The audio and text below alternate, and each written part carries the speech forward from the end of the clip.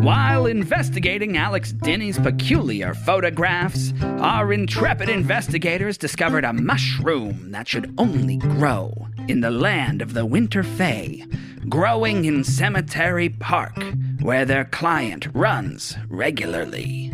You find yourselves in the center of the Ring of Graves, and you spot in the center of that ring a ring of red mushrooms. Okay. You hear a faint song resounding through the woods. It sounds infinitely sad and miles away. I'm going to take the camera. Click. I'm going to walk up to the very edge of the fairy ring, but not step inside yet. And I'm going to hold the mushroom up. Aubrey just takes a deep sigh, straight brushes off the dust from her Hawaiian shirt. O Winterlands, I call upon you as a foreign dignitary, Aubrey Stump of the Autumn Lands. I have been gone for many years, but I return and I call upon you for favor. It is your sworn duty to respond. There is a swirl of cold wind as the leaves on the ground circulate and circulate and circulate. You suddenly see, standing in the middle of this whirlwind, a tall, elegant-looking, angular-featured woman with hair of purest white that hangs down below her waist and seems to trail off bits of snow with every precise movement she makes.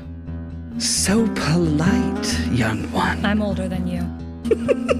You most certainly are not. None of your kind are. Your kind is not.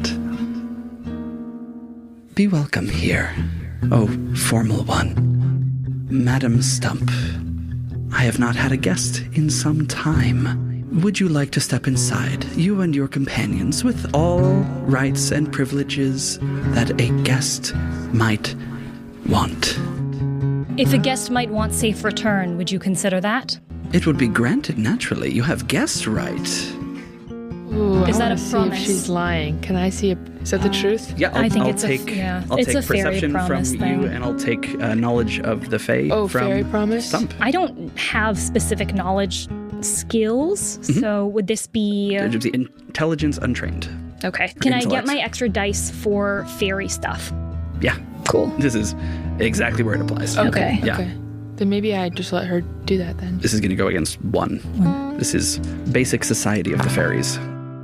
I get an extra success for this, so that's 4 successes and 2 advantages. It is uncommon for Fae to speak so plainly, but if you've been offered guest right, it would be against the creature's nature to go against that. Yeah. If you get a promise out of a fairy, you'll get what you promised. And if that's direct, then it's good, but you need to watch your words. Can you promise, under guest rights, that we will be allowed to not only leave with our minds and bodies as they have entered, but also that time will not have passed while we are on the other side of the circle? You are canny, aren't you? Very well. Can I silently communicate real quick? And we can bring a +1 back if we find them over there. I mean, I don't know if that's part of the deal. I think this is just going to the negotiation table.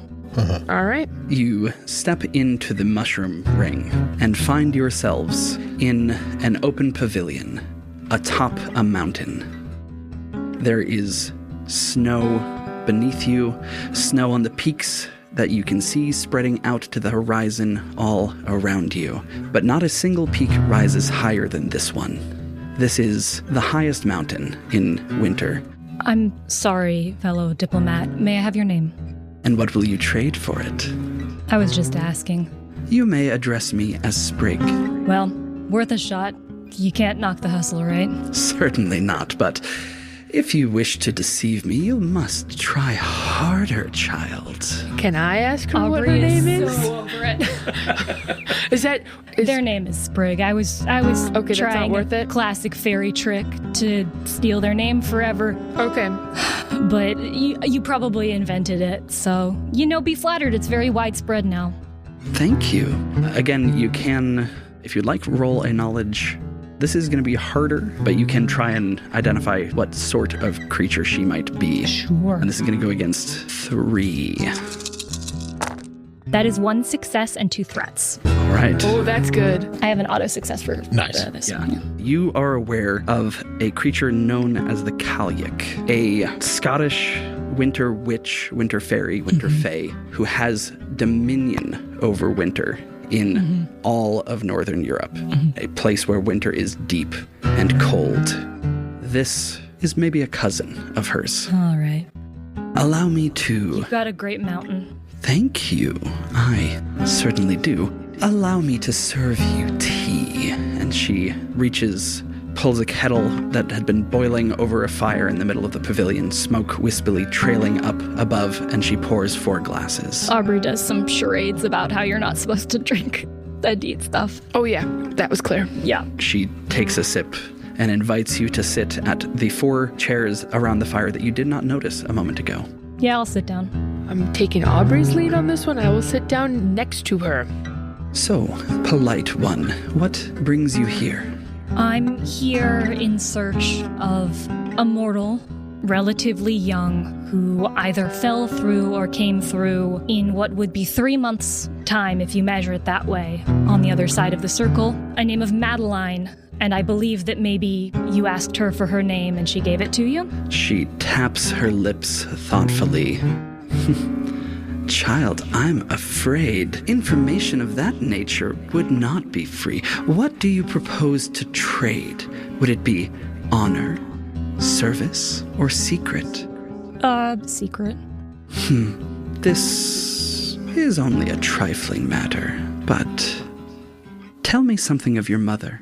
I really wanted to be like her when I was young. Up through middle school, I tried really hard to model myself after her, and I was never quite good enough at it. She was so smart. She really had it together, and people admired her because she knew how to help them. When I got back from the Autumn Lands, things between her and my dad really fell apart. They started arguing a lot about me. When they divorced, she left town. And I don't blame her for it. I hope she's doing well. And I hope she's proud. You feel the intensity of this memory, the last memory you have of your mother before she left town, wane as if, as you spoke it, the air leaving your lungs was breathed in by this woman. Yeah. Well, isn't that delicious? I'm afraid there is no Madeline here, nor has there been one from your lands in some time. But I do know this name. I'm just over here not losing my voice, throat, whatever fairies try to take from me. She's probably gonna take my memories of this, but I keep a lot of journals. Can she hear when I try and communicate with Aubrey silently? Try. Would it be really bad to use the voice on this lady? Yeah. Okay, sounds good. I thought it probably Good would call be. asking, though. Yep, okay. My secret had 2 parts. One before and one after. You've only given me half. You see a look of pain cross her face as she realizes she's obliged to answer you. I did not take her name, as you suspect. Only her memory. And only from some. I can trade more secrets, but first I would need to know whether you have the information to answer what I'm looking for. You previously said that she had never passed through here? There has been no Madeline here. Longer than if I were to gauge, scant 25 years you've walked your earth. You can round it to that. Was there one from here who left into the mortal world, called herself Madeline there, and came back home? My dear, I can see that you're confused.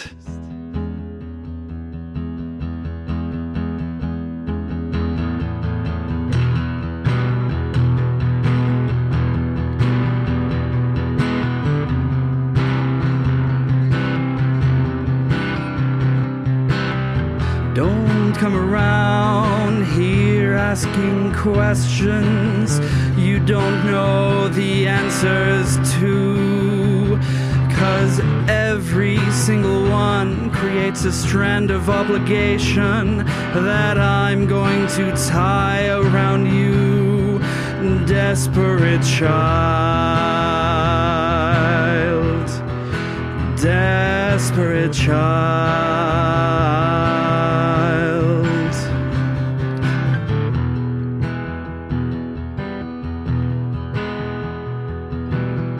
You don't understand. I didn't come here to play. The things I offer, I give freely away. You want to tie me to a place that I've searched for many years. Tether me to something that I looked for through my tears. Every string that you have on me keeps me remembering a thing that I was looking for through all the hard Decemberings. And I know this is a part of my life to stay. And there's nothing I won't give freely Desperate away. child. I was a Desperate child. And in many ways I still am a desperate child. Desperate child. Desperate child. You stand now atop my mountain, and I could push you to the bottom. You stand here in the center of winter, trying to invoke autumn. Desperate child. Desperate child. Desperate I child. know your game and I know the words you sing. But after winter there will always come a spring. And the winter there for me was the time when I was blue, when the normal water world had kept me from seeing you. So come at me with your storms, come at me with your snow. 'Cause I know spring will come, and then I'll finally grow back to what I was, and back from who I am, and try to take that from me, but I don't think you can. Desperate child. Desperate child. I know. Desperate child. Desperate child. Desperate child. Our songs and instrumental scoring are totally improvised. Here's a snippet from one more. I've been watching you for quite some time. You got some secrets that you can't hide.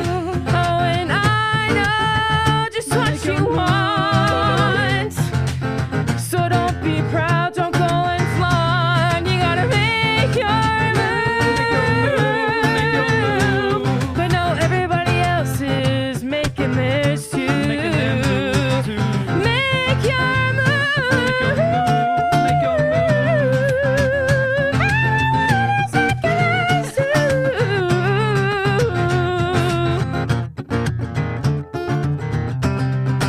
Hey, you listen this far. How about one more snippet?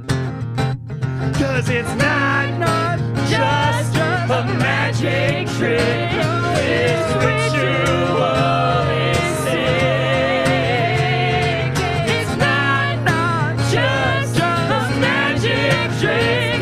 It's ritualistic. Not just a magic trick.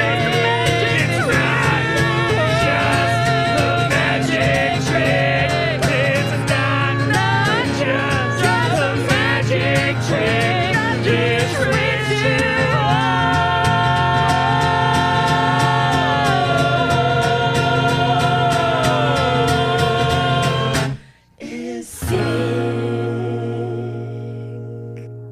for listening to RPG Major.